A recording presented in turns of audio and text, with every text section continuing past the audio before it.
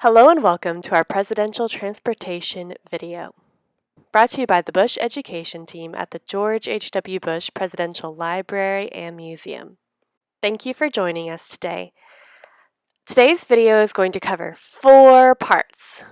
First, we have our Archivist Corner, where David will be interviewing our Deputy Director, Dr. Hulsweis.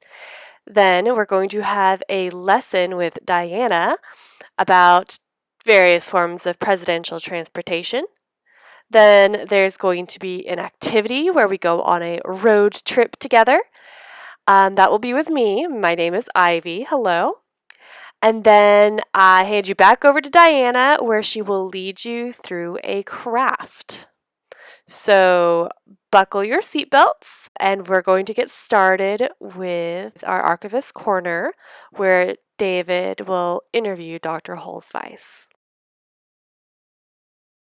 Hello, Dr. Hulsweis, and welcome to our Archivist Corner segment. On behalf of all the viewers at the Bush Education Team at the George H.W. Bush Presidential Library and Museum, thank you so much for meeting with us today and answering a few of our questions. Thank you, David. I'm happy to be here and happy to chat with you. Awesome, yes. So Dr. Hulsweis is the Deputy Director of this library and museum. We are very excited to ask him some questions and for him to share his answers with you today. We'll hop right into it. Sure. So our theme this week is presidential transportation. Mm-hmm. So as well as being the deputy director here, you are also the president of the Railway and Locomotive Historical Society. That's correct, David. Awesome. Can you speak to us about the Bush 4141 train and President Bush's interest in trains? Sure. I don't know this for a fact, but I imagine President Bush does have some, or did have some interest in railroading and trains, maybe just a passing interest, not as deep as myself or other people who are really into the industry. But when we had the opportunity to do a railroad exhibit at the library in 2004, 2005, I was asked to do a railroad exhibit. And part of that exhibit was designing a locomotive that would roll around on the Union Pacific Railroad, which is quite large, western part of the United States, and be a rolling billboard for us. And that would have President Bush's name on it, perhaps his image, the presidential seal, the logo of the library. I traveled to Omaha, Nebraska, met with the president and CEO of Union Pacific, a man named Richard Davidson, presented my idea. I must admit, I wasn't courageous enough to ask them to paint the locomotive anything other than yellow, which is the corporate colors. And he was very receptive, very enthusiastic, actually, and Union Pacific was extraordinarily generous in what they ultimately produced. The Air Force One paint scheme on that locomotive was not my idea. That was Union Pacific's idea and their consulting company that handles their public relations. They did a phenomenal job, and President Bush was blown away by it. And so we brought the locomotive down to College Station. We unveiled it during a trip we took with some staff and paid guests from College Station to Dallas and back. And then we had it on display over on Texas A&M's campus for about 6 months. And then it went into service and rolled around the Union Pacific system, mainly in Texas, but also up to Nebraska, Arkansas, and areas like that.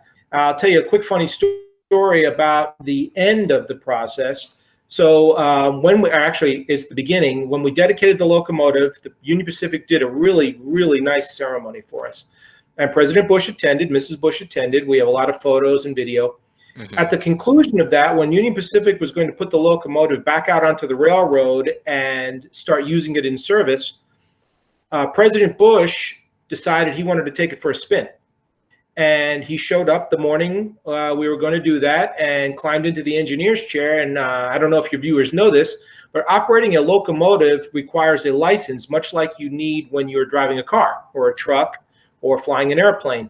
And President Bush, of course, doesn't have a license. And so he got up on the locomotive, got in the engineer's seat, and tooted off down the tracks. And I jumped in the car and met him on campus. And as the train approached, the students and motorists were all upset because they usually get frustrated when trains come through the middle of campus.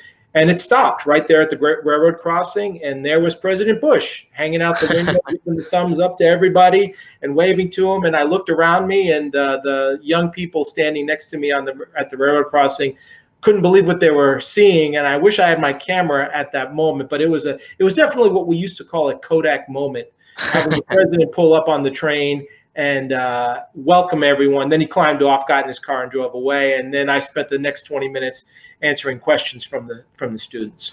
So that's my little story about the 4141.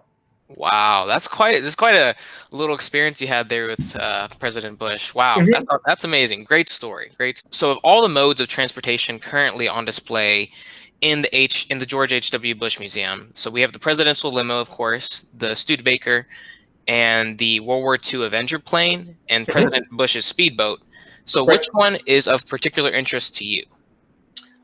Well, despite my interest in railroads, I'm partial to the Avenger.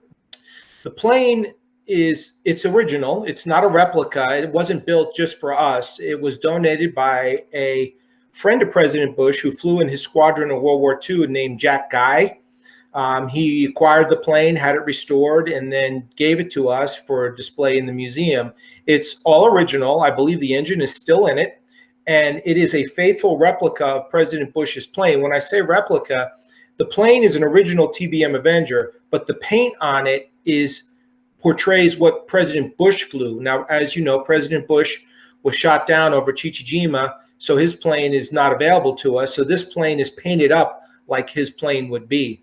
Unfortunately, I didn't see it arrive. I wasn't on site the day it came, but I do walk through the museum, and I love showing it off to our visitors. When you walk around the corner into the main exhibit, and most people are sort of taken aback, and they look up, and this large plane is swooping down out of the sky at them.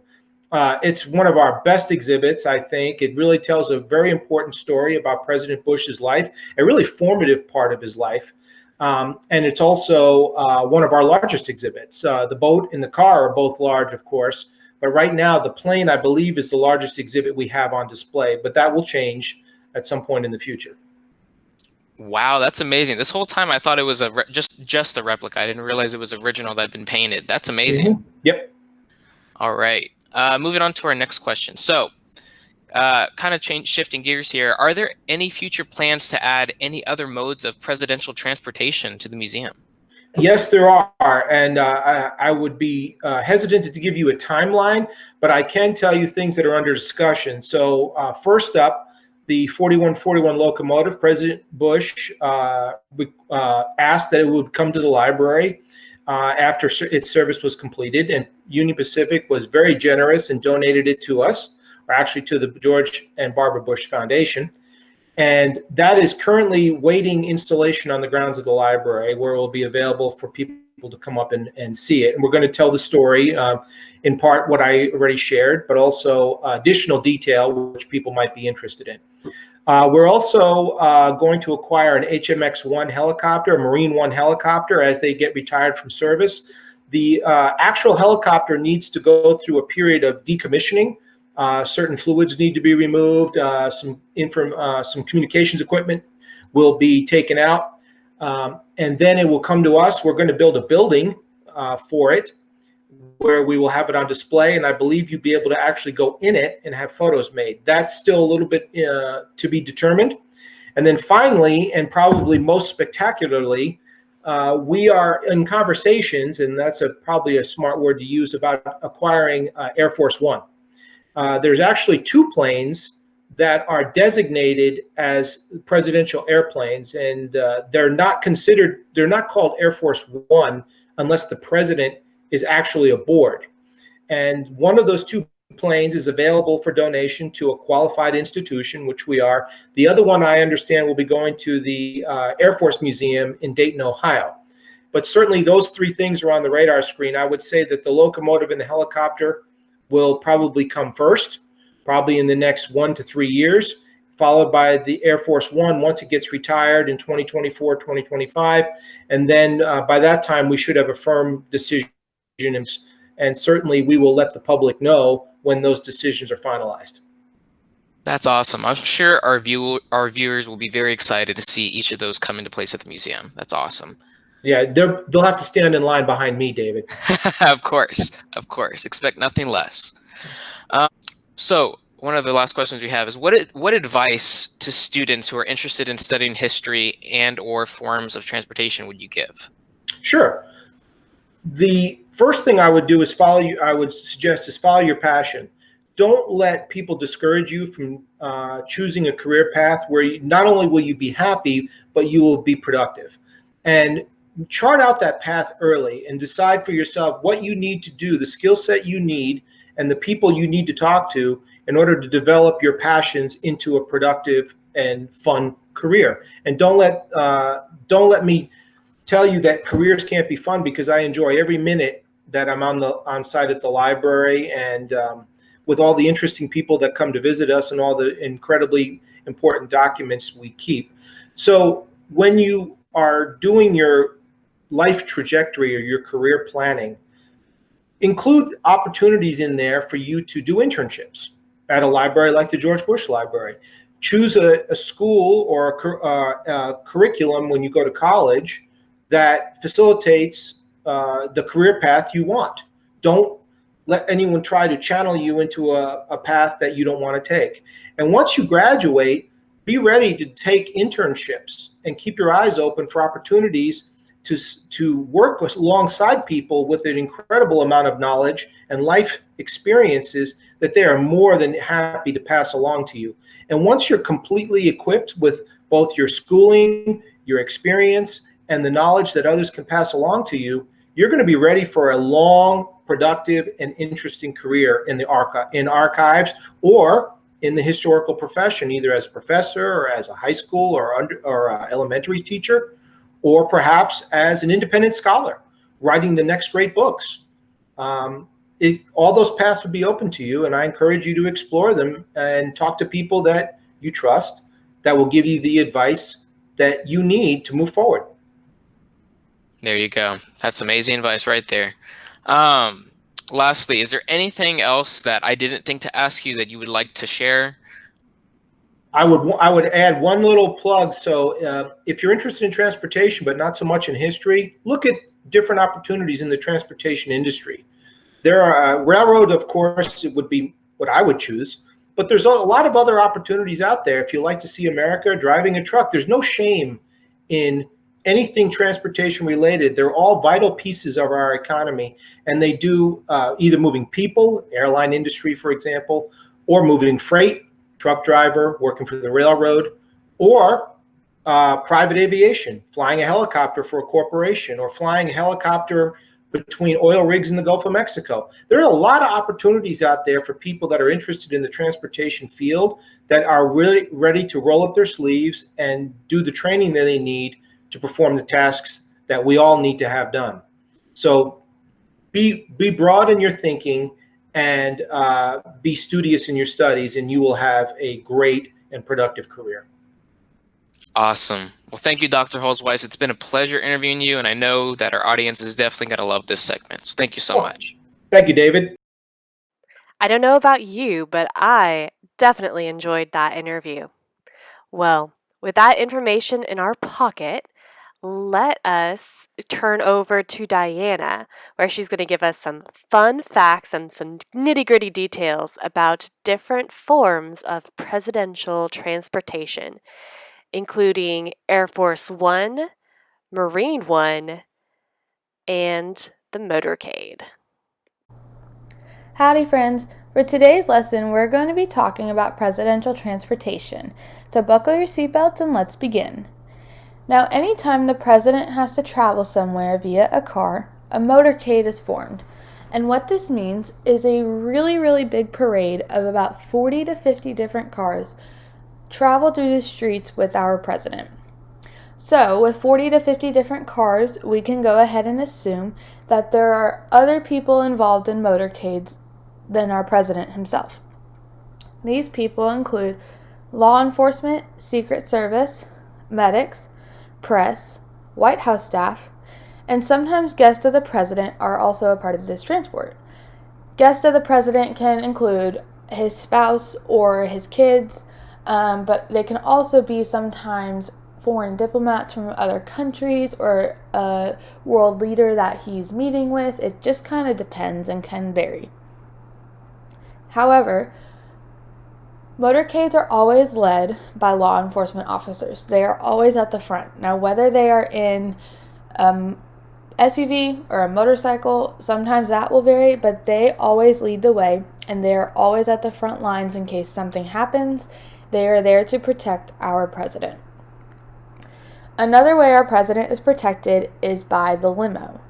Now, the limo he rides in is known as the Beast. That is its call sign, or a nickname, if you will. Sometimes they will refer to it as Limousine 1, but more often than not, it is known as the Beast. Now, this limo has windows that have 5 inches thick of glass. The glass is 5 inches thick.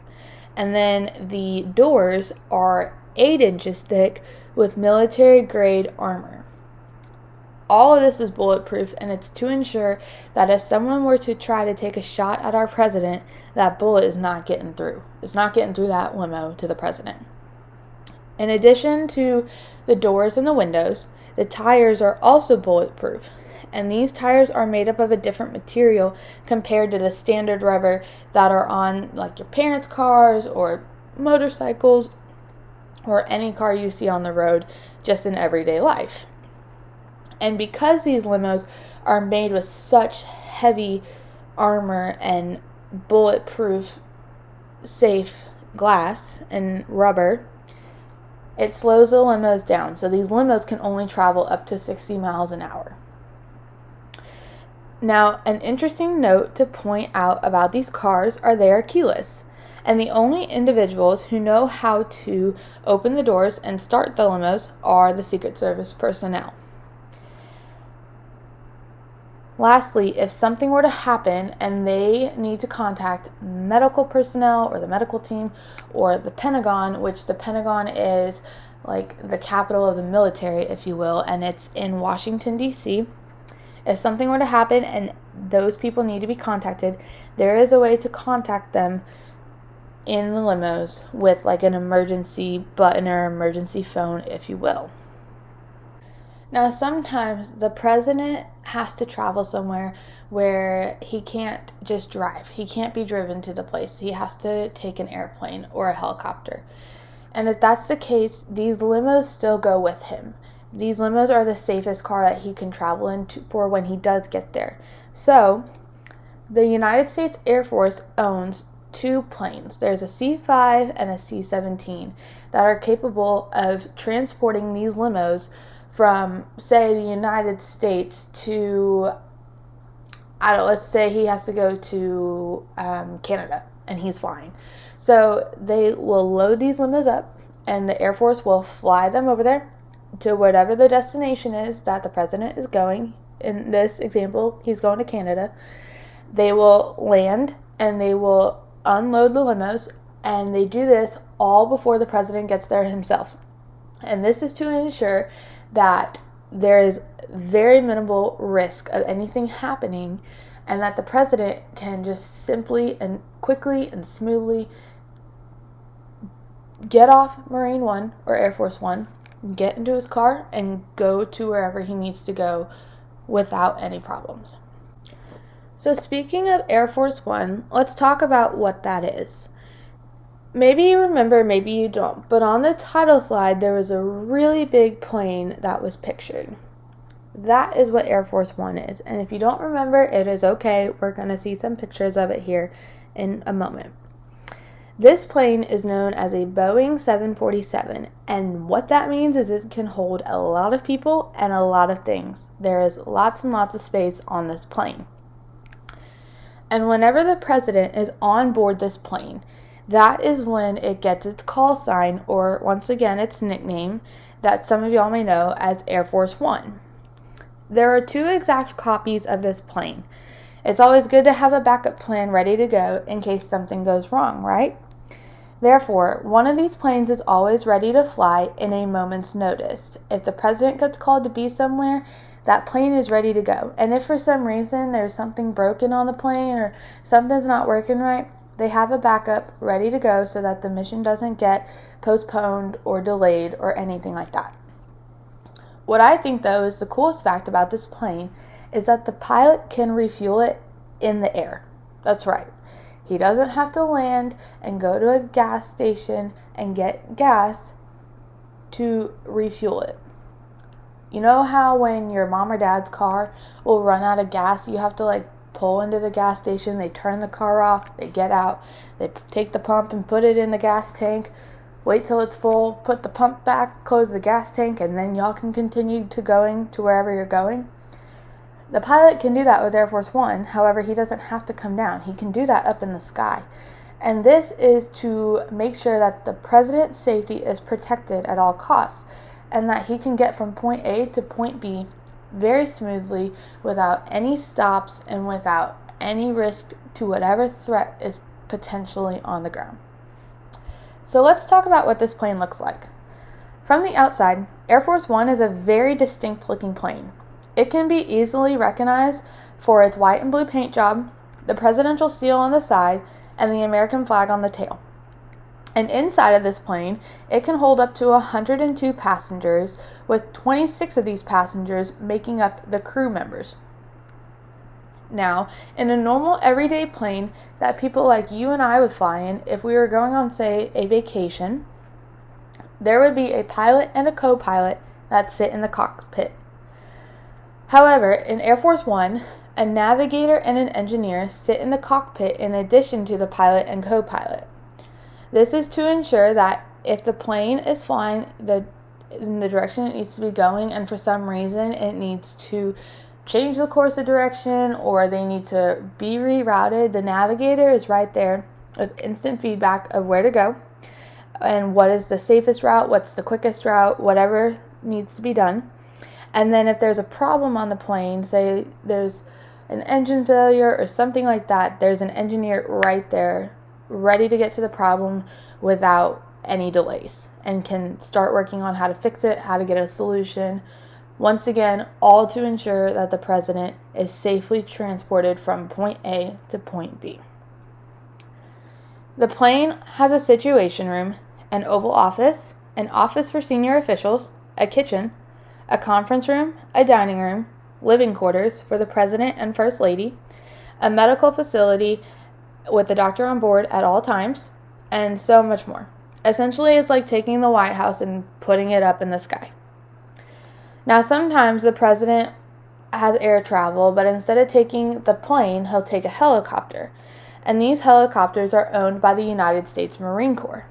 Therefore, when the President is on board, the call sign, or like we've said earlier, a nickname, of the helicopter becomes Marine One. And anytime Marine One is flying, there are always 4 or 5 identical helicopters that fly alongside of it. The purpose of this is to serve as decoys, so if the enemy were to try to attack or were to try to track down the president, they wouldn't know which helicopter in fact has a president on board. Once again, all to ensure the president's safety. Now, before Bush became president, he gained some experience in aviation via his time in the Navy. At the age of 18, George Herbert Walker Bush enlisted into the Navy as an aviator. And on June 9, 1943, Bush commissioned into the Navy as an officer and became known as the youngest naval aviator. World War II is what sparked Bush's interest to join the Navy. And during his time in World War II, Bush flew a plane known as the Avenger, which is a bomber plane. And the body of this plane has a torpedo-like shape to it. During one of his missions, Bush was shot down by the enemy, and his crew was shot down as well. He was the only one to properly eject from the aircraft and survived. He was rescued by the USS Finback, and it was in that moment that President Bush asked himself, why was my life spared while the others weren't? Therefore, President Bush decided that he was going to live his life to the fullest and not take anything for granted, or at least try not to. And he also decided at that moment that he was going to live a life to serve others and to try to make this world a better place. Thank you, Diana. That was a great lesson. and had no idea that the Beast's top speed was 60 miles per hour. So, thanks. So the next thing we're going to be doing is going on a small road trip. Well, small, large, kind of all relative. However, there is going to be movement involved. So make sure you have an adult in the room with you, and they can help make sure your area is nice and clear. If you decide to sit in a chair, that is nice and stable, or you can also stand. Really, it's rather up to you on that point. Just make sure you're clear of anything that can get in the way of any of your movements, and make sure that you know that at any time you can sit down, you can take a rest, you can pause the video, you can get a drink of water. Just do this sensibly and have fun with it. Welcome to our transportation activity. Okay, so what we're going to do today is we are going to go on a road trip. I don't know about y'all, but I desperately want to go on a trip somewhere. Very much. So today, our starting point is going to be the George H.W. Bush Presidential Library and Museum. And where we're going to is Camp David, all the way up in Maryland. It's about a 20-hour trip that starts at the green circle and ends at the red triangle. And I think it'll be a fun little journey for us. However, to get started, we are going to need a vehicle. So please grab your paper and something to write with. All right, all situated? Got your piece of paper, got your writing utensil, you're all ready? Okay, good. So here is what we are going to do. It is a 20-hour trip. I don't know about y'all, but I would like to make a 20-hour road trip in comfort. So, you are going to design your dream vehicle. Okay, this vehicle, it can have tires, it can have the ability to hover, it can bounce, it can roll, it can even crawl if you would like it to be able to do that. All you have to do is draw it. Okay, so personally, I very much want to drive a truck. Not like a semi-truck, but a pickup truck. However, if you want to have a vehicle that's like made out of one wheel, go for it.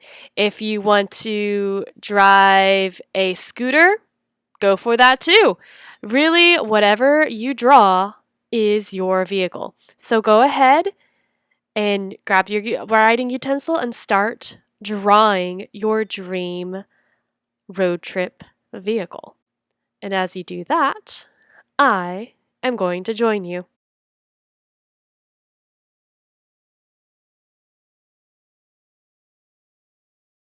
And if you need to, you can pause here and press play when you're ready to continue as well.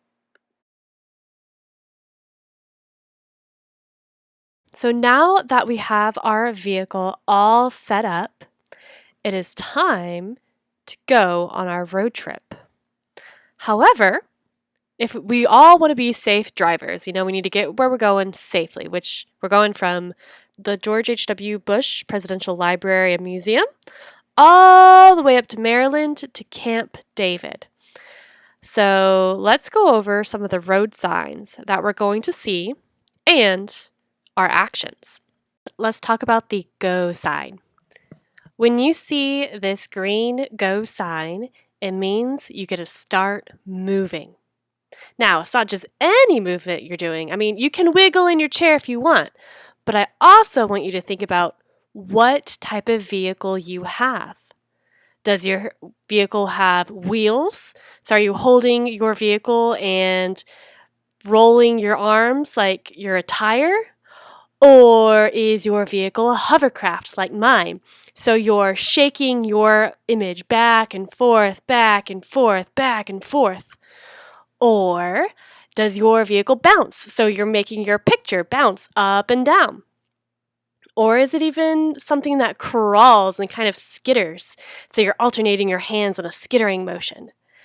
However your vehicle is designed, I want you to think up a motion that best represents your vehicle, okay?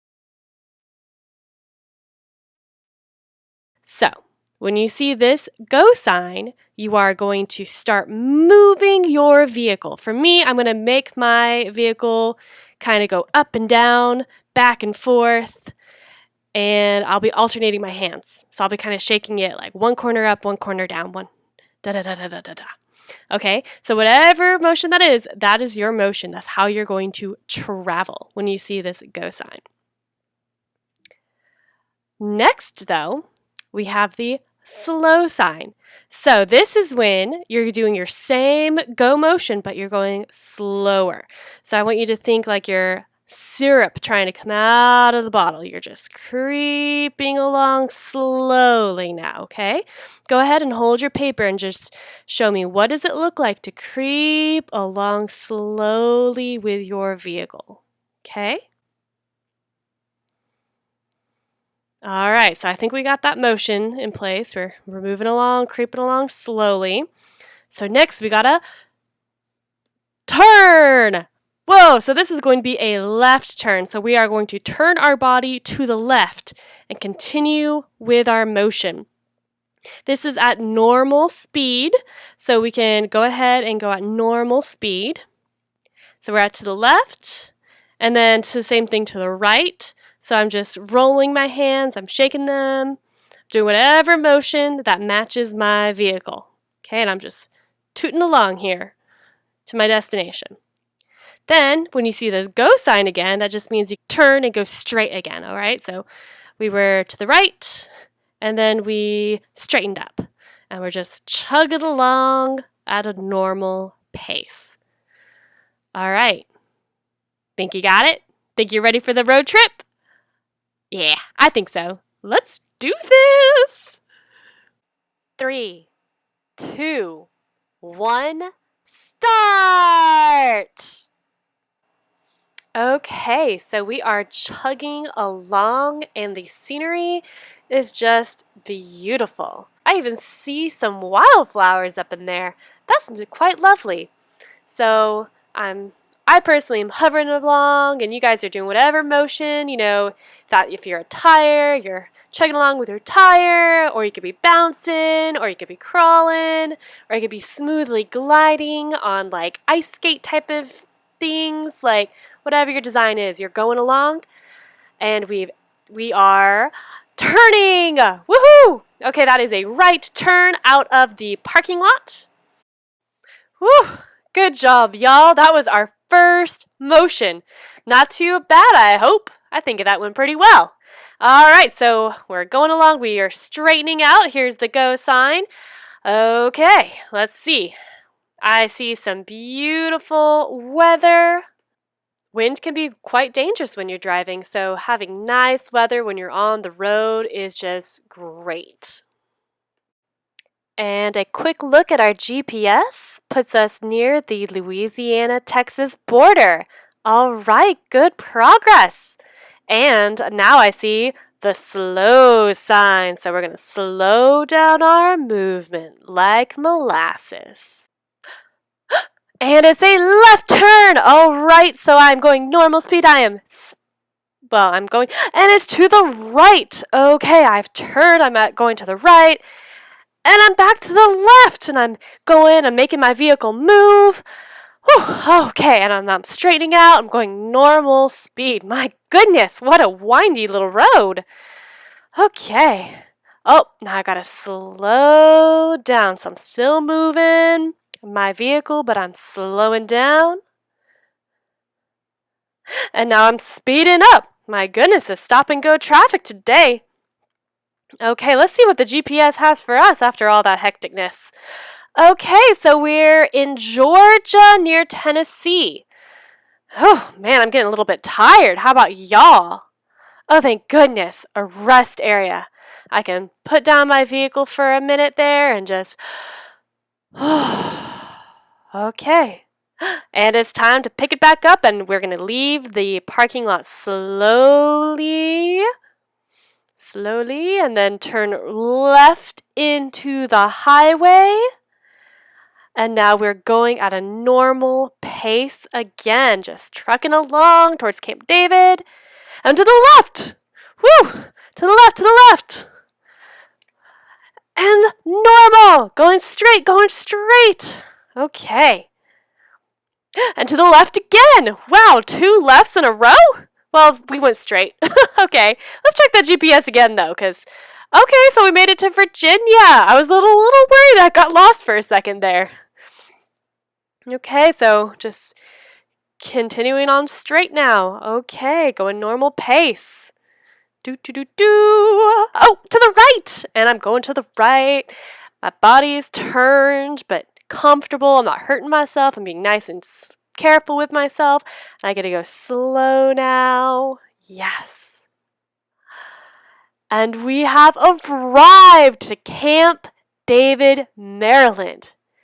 It is now time to take a walk in the beautiful forest and greenery, or go play some horseshoe games. Those are quite fun. Thank you for joining me on my road trip today. I hope you guys had a blast and enjoy the final destination. I hope you had fun with our road trip. I know I honestly did. Okay, so for our next part, now that we know about presidential transportation, have heard from Dr. Hulsweis, have gone on a road trip, we are going to be led in a craft by Diana. Now, it's okay if you don't have the supplies on hand for this next craft, because you can still watch and learn from the craft. I know that I watch tons of craft videos. That way I just have the skills kind of in my back pocket so I can take them out whenever I need to make something. However, when you do make this craft, please have an adult with you because there are scissors involved with this craft. So, enjoy! What's up, guys? For today's craft, we're going to be making a model airplane out of popsicle sticks. You will need popsicle sticks, of course. You'll need some sort of adhesive or glue. You can use Elmer's glue. You can use hot glue. If you're using a hot glue gun, please ask y'all to be safe and maybe ask a parent for help and be careful as it is hot. Or like I did, you can use glue dots. You will also need 2 small sheets of paper for the end and scissors. With that being said, let's get started. So to start, we're going to make the body of the airplane first. This is also known as the fuselage. And to do so, you're going to need about 8 popsicle sticks. I used red ones for the body. And what I did was I glued them all together, like all 8 of them together to form the thickness of the body. However, the lowest one for the first 3, the bottom one is the furthest one in, and then the one on top came a little bit more forward than that one, and then the one on top of that comes a little bit more forward on top of the second one. This is to help build the curvature of the front of the airplane. Then for my 4th popsicle stick, I lined it up evenly with the 3rd one, so they were the same. This is to create the tip of the airplane, the furthest most point of the nose, if you will.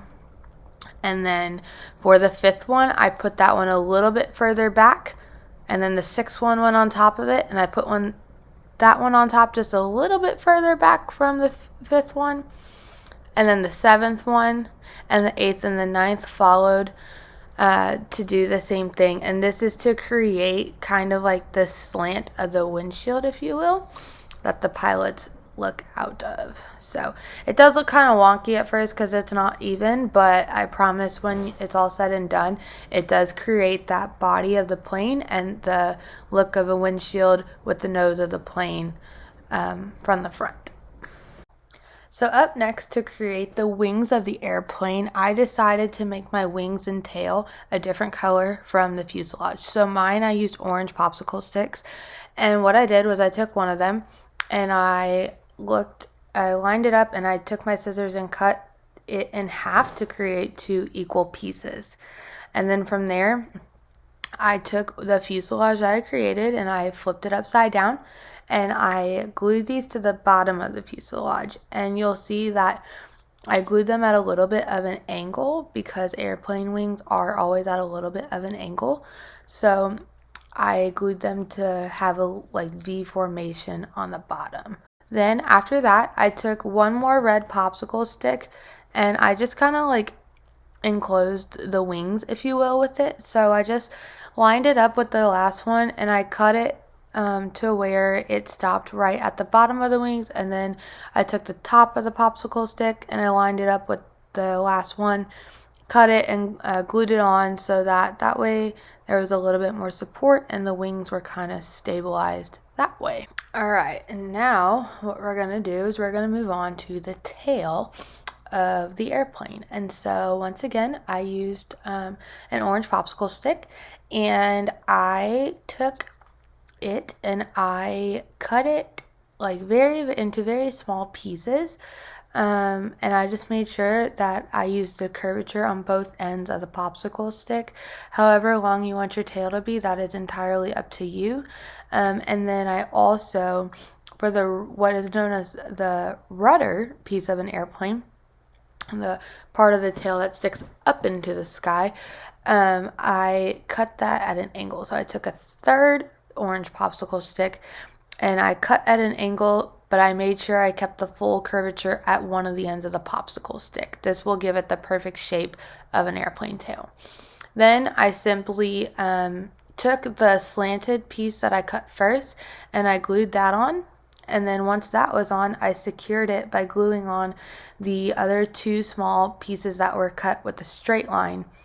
I sandwiched the tail that I just glued on with those popsicle sticks to keep it sturdy, and that forms the tail of the airplane. And then lastly, for the jets of the airplane, I took two small white pieces of paper and I cut them and I just rolled them up, and I took an adhesive dot that I was using and I pieced it together, glued it together to keep the cylinder shape, and then I attached that to the bottom of the wings, and I did that one for each side. Again, you want to make sure that they are evenly spaced out because jets on airplanes don't want to be too far, like one being 6 inches away from the wing and the other being 2 inches away. That could cause a lot of balance issues for the plane. So you want to make sure they're evenly spaced out, and then once those are attached, then you have an airplane, a model airplane made of popsicle sticks and paper.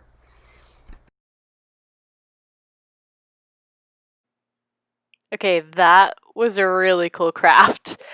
Stacking the popsicle sticks like that to make the fuselage of the plane is just neato. So, thank you for joining us today. I hope you had some fun with us and that you walked away with some new things that you didn't know before.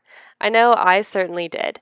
We have more videos available at bush41.org if you would like to join us again. So, once again, thank you for joining us, and I hope you have a wonderful day.